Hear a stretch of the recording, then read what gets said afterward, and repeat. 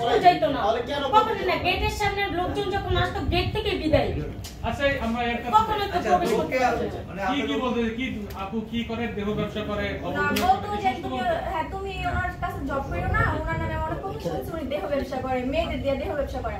তো আমি বলছি আমি ওনার কাছে ওরকম খারাপ কিছু পাই না, আমার মার মতো আমার উনি আদর করে।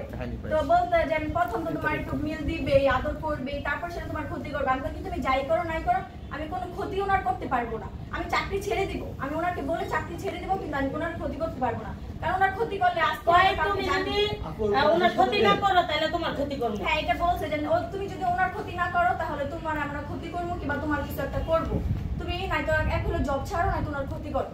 আমি বলছি আমি জব ছাইড়া দেব, সমস্যা না। কিন্তু তারপর আর ওরে প্রতিদিন আমরা ওর বাসায় দিয়ে আসি, ওর মা প্রতিদিন যে যেমনে পারে ওরে দিয়ে আসি, ওরে নিয়ে আসি। এইভাবে আমাদের জীবনযাপন কেন, এভাবে কেন আমাদের জীবনযাপন হবে? আচ্ছা, যেহেতু একটি অভিযোগ বলছে যে দেহ ব্যবসা করে, আচ্ছা জিনিসটা কতটুকু সত্য আপনার চোখে?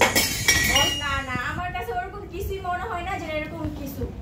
ও তো বললে যে মায়ের মতো দেখে। কারণ পার্লারের মধ্যে কেউ যেন আসে, ওনাদের আমরা বাহির থেকে জিজ্ঞাসা করি, আমি নিজে জিজ্ঞাসা করি যে কি করবেন, কিন্তু ওরকম কোনো ছেলে এলাও না।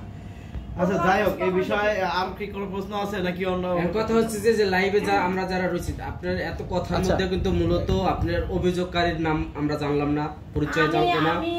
তো আপনি এটা ক্লিয়ার করে বলেন। কিন্তু সে যে সব করতেছে তাও আমি বলবো না সে কে সেটাই আপনি বলবেন। আচ্ছা আপনি বলবেন, কিন্তু এখন আপনি যে জিডি কপি দেখালেন আমাদের থানায়, কার নামে করছেন সেই নামটা ভালো করে বলুন। রুকাইয়া পেশা কি করে? এটারে কিছুই করে না, এটা একটা ব্যাংকে চাকরির কথা বলছিল।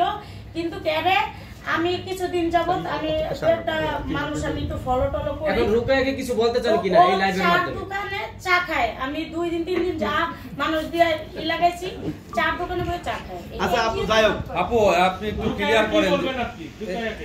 রুকাইয়াকে বলবো।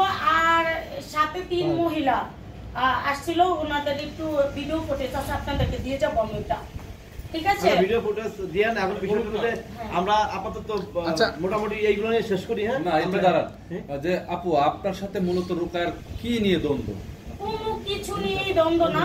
ও আমার গোপন তথ্য জানতে চায়, গুঁড়া মশলা মিশাই দিতে চায়, লবণ মিশাই দিতে চায়। এটা আমি কোনো কিছু না। আমি এখন যে ইদারিং কথা বলি কাস্টমারের সাথে অমায়িক ভাবে বলি। কোনো একটা দেখছেন আমার আইডিতে ঢুকে দেখেন প্রত্যেকটা কাস্টমার আইসা আমাকে জড়ায় ধরে। এখন আপনার কাস্টমারের লাইফ থেকে যদি জানে যে এই ক্রিম আপার ক্রিমে মরিচের গুঁড়া, তাহলে তো ভয় যাবে না? তাহলে আপনি কিছু বলে দেন। না এটা তো কখনোই বলবে না। যেহেতু লাইভের মাধ্যমে হাজার হাজার দর্শক দেখতেছে, এটা তারা কখনোই বলবো না। আমি তো গ্যারান্টি সহকারে আমি চেক করে তাদেরকে প্রোডাক্টগুলো দিব, তাই না? সেক্ষেত্রে কিছু বলেন যে এখন যে ক্রিম আপার ক্রিমে মরিচের গুঁড়া নাই।